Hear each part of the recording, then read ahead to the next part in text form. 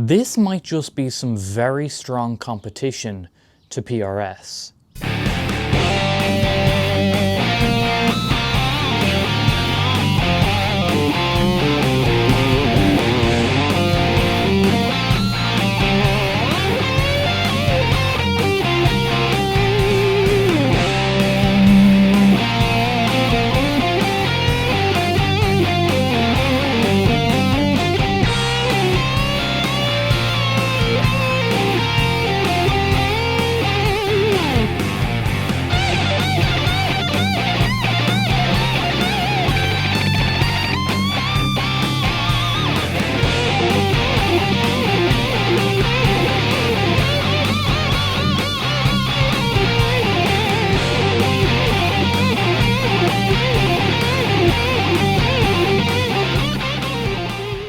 Hello everybody and welcome back to the third year of Restring Sunday. That's right, every year when the weather starts to get a little bit nicer here in Ireland, I take guitars out every weekend, we restring them, we talk a little bit about them and we play them. And it's looking like an exciting year. I've got 7 weeks lined up, so 7 really cool guitars so far. There might even be some more. Every Sunday there's going to be one, and you're not going to want to miss this, so make sure to subscribe. Now, this guitar, this one has a bit of a story, because this was a birthday gift from my family, recently enough for my birthday. It was meant to be a surprise though, and it wasn't. So let's take a quick look. It is a really pretty guitar. What this is a Fame Forum 4, I think. I'm a bit rusty on my Roman numerals, but I believe that's 4. And I have talked about this guitar on the channel before. In 2021, I did a video talking about the best value guitar you'd never heard of. And in that video, I said I couldn't recommend them because I hadn't played them, but it really did seem like great value for what you were getting. This is a... Well, we've all heard about Harley Benton, right?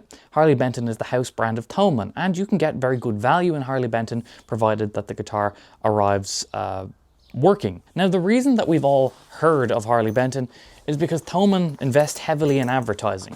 You see a lot of YouTubers play these guitars, you see them in magazines and on the edge of Guitar World articles. There's a lot of advertising. These guitars don't get any advertising. Is that a wasp? Anyway, these guitars don't get any advertising, but they do have very strong similarities with Harley Benton in the sense that these also are a house brand of a German music megastore called Music Store Professional. Fame is their brand. But where these differ from Harley Benton is the materials and where it's made. These are made in Europe. You know, when people talk about Fame, they'll mention Mayonnaise, a very well-known boutique builder, and they used to make the Fames. As far as I know, that moved several years ago to, I think they're made in a factory, a Czech factory now, one that uses for like Spectre basses and stuff like that. These are a European-made guitar, and they are very, very high spec for the price. In fact, I mean, look, it looks like a PRS, let's be honest. But the specs also somewhat rival them.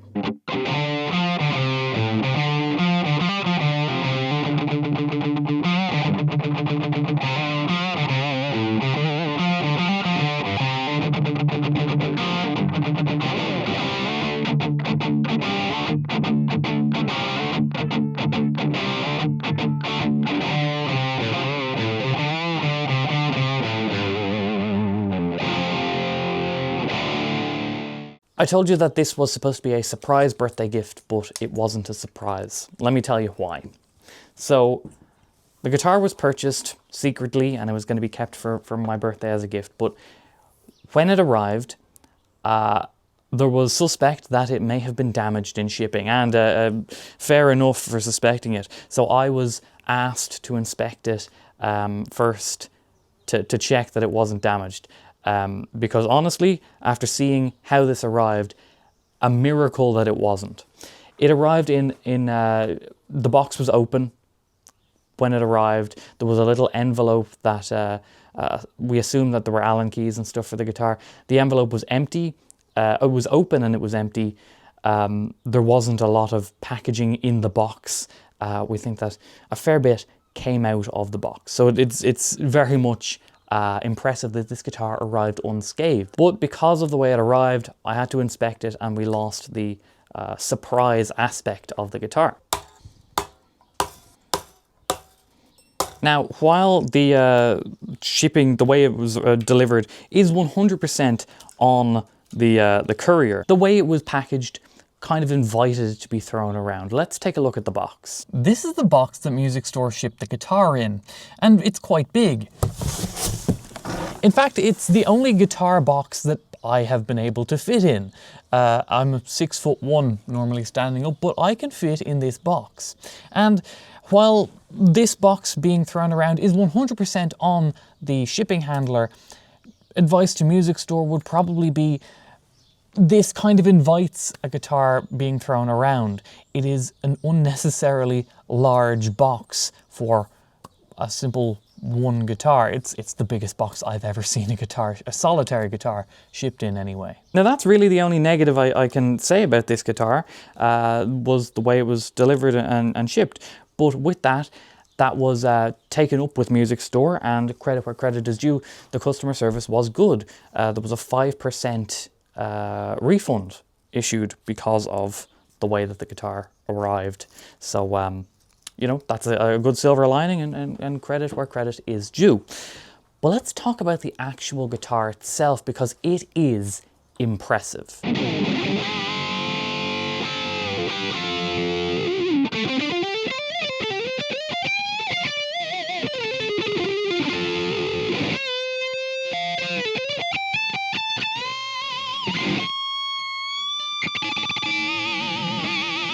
We know it's made in Europe, and that's cool and all, but where guitars are made doesn't really affect quality. You can get great guitars made anywhere, you can get terrible guitars made anywhere. It really is about the quality and like how it's made rather than where it's made. So let's run through the specs. The body is something called Kaya mahogany. It looks the part, it looks nice. And then the neck is Sapele mahogany, again a different variety, a little bit stronger. It's a set neck, and I will say the only thing that I could possibly pull up on this guitar is that there's a slight bit of discoloration around the neck joint, just a little place there, probably where some of the glue seeped out, because this finish is a satin finish and that would show up on the satin. So that's the only thing I can really say, but structurally perfectly sound. Now turning over is where the real magic of this guitar happens. Ooh, it is pretty. This is an emerald green finish, and over this flame maple cap. It's not a really thin top or a maple top where they then put a flame maple veneer over the maple top. This is a full-on flame maple cap, and it is thick. In fact, the whole body is thick. It's a really beautiful flame maple top. It looks stunning, and this is just a pretty guitar. This is the classic version. I believe they have a modern version too. I think they offer both in like either a satin or a gloss. This is the satin classic. It's the cheapest of the bunch. This comes in at $999. That's in euro, and for any international viewers, that's including VAT. That's including the tax. $999. Now, I compared that to a PRS. Oh, by the way, I should mention ebony fretboard as well. Really nice. 24 frets. And an ebony headstock overlay as well on the headstock. It's just, it feels a bit more premium, because this is just a house brand of a guitar store. Seymour Duncan pickups, a Jazz and a JB. We've got volume, tone, three-way switch, and a little coil split feature as well, mini toggle for that. The bridge itself is Goto. Goto bridge, Goto tuners.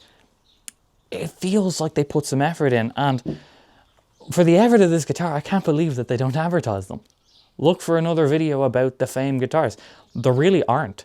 They don't advertise, which is crazy to me. But then again, thinking about it, maybe that's how they managed to deliver a made-in-Europe guitar with Seymour Duncan's Goto hardware, thick maple caps, for way less than what you've got. Like, this is cheaper than a PRS SE, or at least it comes in at the same as some PRS SEs and is cheaper than others. If you wanted a maple cap flame maple PRS, 24 frets and whatever, an actual like made in the USA PRS. Here, I checked, the cheapest one on Thomann was €3,600. That's a lot. That is 3 of these and change for an amp.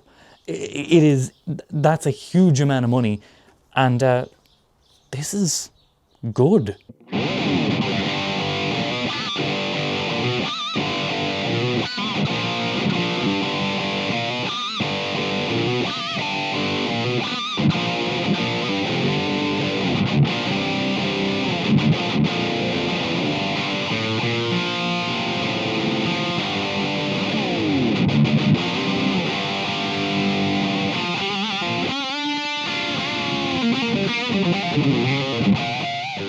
Should also mention that it's a Tusk nut. It doesn't really feel like they've skimped anywhere.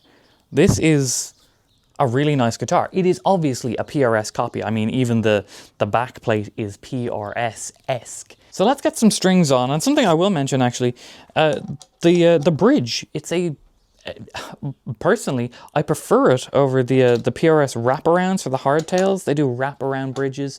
This is a Tune-o-matic bridge. It's like a Les Paul. Now, I'm not saying that PRS don't do that. They do, but they're nowhere near as common. They're like the McCarty models or something like that. We're going to pop some 10s on this, tune it to D. And actually, speaking of which, just before I restring, I'm going to check the scale length, because a Les Paul, Gibson Les Paul, it's 24 3/4 inches from the bridge to the nut. Okay, that's a relatively short scale length, all things considered. A Fender Strat is 25.5 inches scale length. That's a longer scale length. And PRS has kind of cut the difference. A PRS tends to be 25 inches in scale length. So I wonder, have they done that here? I would be doubtful, but if they have, okay.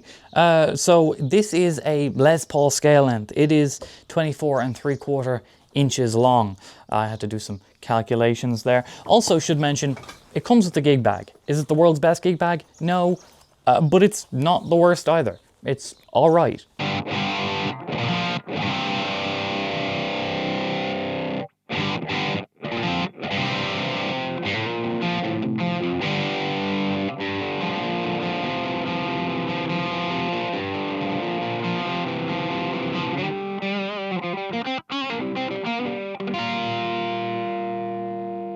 I have to say, I am impressed with this guitar, and this is not an advertisement or anything. This guitar was purchased, so I'm just telling you how it is. It plays really well. It sounds good. It's built well. There's thought put into it. It really is ticking a lot of boxes for those who like PRSs, but you know, the 3 times the cost or more than this guitar just is completely out of the question. So it kind of makes sense in those regards. Like, what are the downsides? There's a slight little bit of discoloration on the neck joint, but that's it. I can live with that. I really don't mind. I guess the biggest thing is going to be for most people, or not most, for some people, what they won't like about this guitar is that it doesn't have a recognizable brand name. And whether we want to acknowledge that that's a thing or not, you know, some people don't like acknowledging that that's real, but some people really do care about brand name and not much else. So does this have the air of a PRS to it? Absolutely not. This is a house brand of a music store. So if you're buying guitars just to impress others, this isn't going to do the job. But if you're buying guitars to impress yourself, I'm impressed. I'm impressed by this.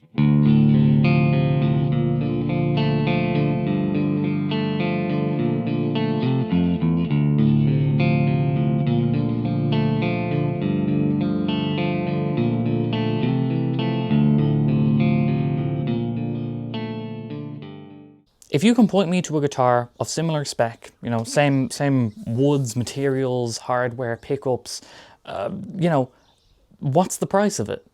Because I'd say it would be hard pressed to compete with this, considering this is made in the same factory as like Spectre bases in Europe. So where does this guitar sit in the grand scheme of things? Well, it's kind of a mixture between a Harley Benton and a PRS. And I know that's kind of a crazy wide variety. But then again, PRS make PRS SE, made in Indonesia.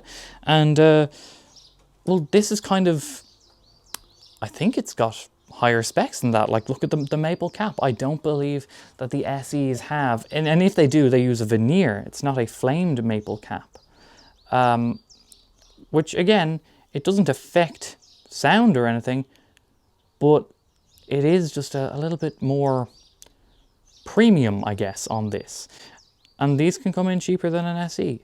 They're more expensive than a Harley Benton, though. So we're kicking off this season of Restring Sunday how like all the others have gone before it, where I've done talking before I've finished restringing. Although I've done pretty good this time. I've got 5 strings done, only 1 to go. But that's been the Fame Forum. This has been really nice guitar. I'm very happy to have this in the collection. It's really nice. And I can't say anything really bad about it. So I want to thank you for watching, and make sure to subscribe now so you don't miss next week's. And also, there'll also be other videos in between, of course, naturally. We'll do that as well. But Restring Sunday is back because the weather is back, kind of. There's a lot of really cool guitars that I'm really excited to show you. Just you wait and see. All right, thank you for watching. Like the video if you liked it. Subscribe because you want to. And I'll see you next time. Bye-bye.